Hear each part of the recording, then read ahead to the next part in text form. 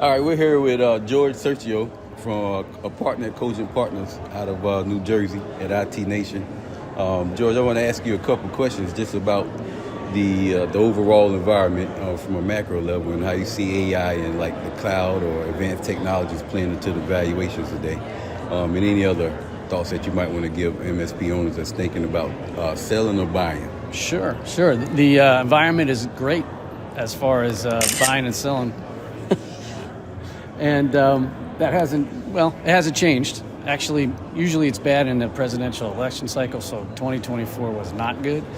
2025 has been back to normal levels. It happens every time, doesn't matter who's running and who's winning. It's just everybody gets scared when that happens. So now it's back to normal, which is good. So valuations are still where they normally are.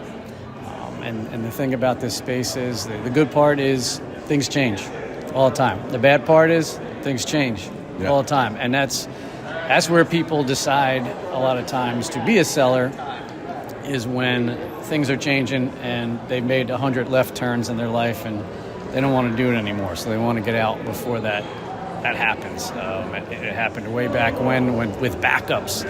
And it just keeps moving and moving and moving. Now it's security, so people are making their moves with security, and those that don't want to move, they're probably going to get left in the dust, and they might not get bought. The great part about this space is most companies are saleable, which is really weird because 20 years ago it wasn't even a thing. So it's good to have that, but if you get to a point where you're not keeping up with the technology and your customers aren't using that technology, then you're not a really good, desirable target for somebody that wants to take that over. But if you're on the cusp and you just don't want to take the next leap with security right now and AI soon, we'll get to that in a second, then it's a good time to get out if you're going to be selling. If you're buying, you can either buy somebody that has the stuff that you don't have, like from the security standpoint or an AI standpoint, or you have it and you're going to get somebody that is pretty close to what you need, that have the same customer base, the same kind of industries, and you can apply what you're doing to those. So it's an easier way to inorganically get clients than it is organically, but you're still going to do both.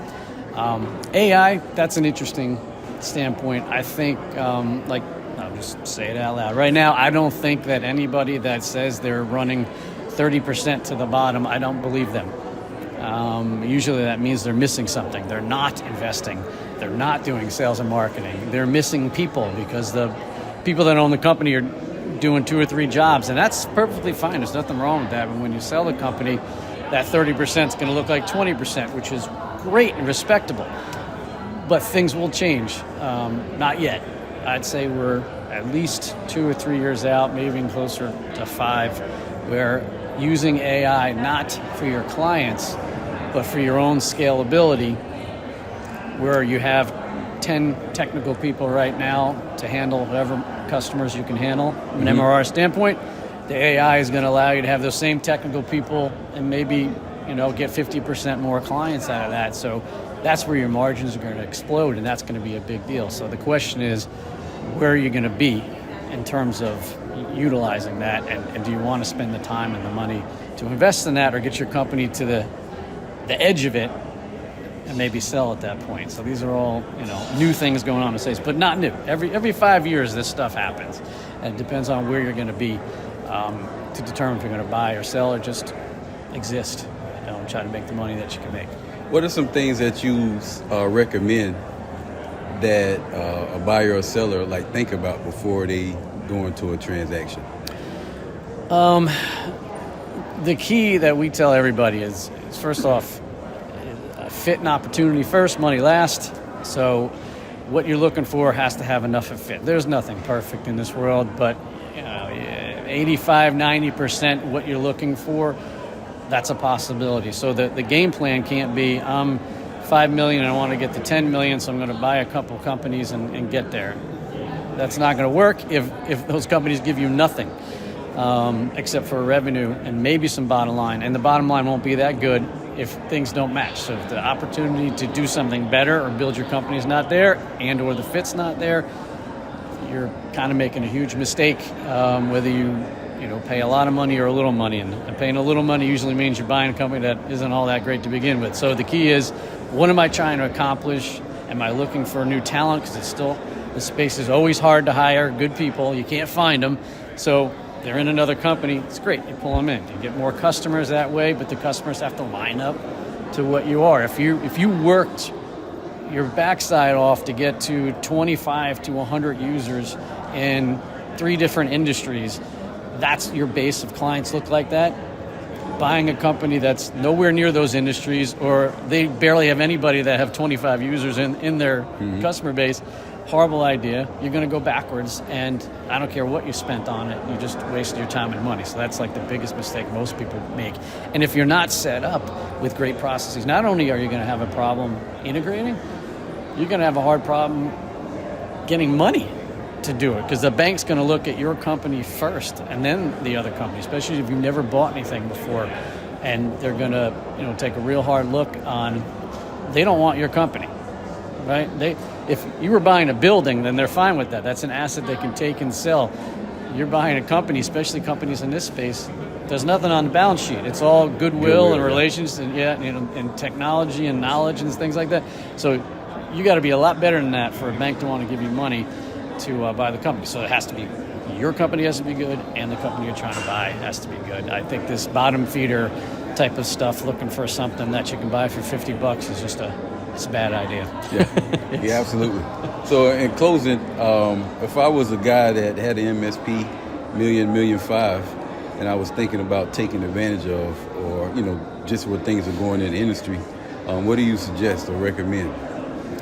If you're about $1.5 million MSP, well, one thing you're not doing is buying anything, because anything you're going to buy is going to be too small to get you somewhere. It's going to send you even further backwards. You're trying to move up, but we didn't talk about the M in M&A, which wasn't a big deal 15 years ago when coaching got into business. Actually wasn't a big deal until about 5 or 6 years ago. So merging with another company that has the same aspirations, that's around your size, it doesn't have to be perfectly your size, and a $2.5 million company versus $1.5 million, the $1.5 million might be worth more money. So you need to do it the right way, get them all valued, merge together, and then you maybe got the gumption to be able to say, now I got something big enough that I can go to a bank and buy stuff. And it's called a cashless merger. It is not technically totally cashless, and it's not free, but you're not going to be borrowing millions of dollars, let's put it that way. You're just going to have to pay for some professionals to get the thing done. That's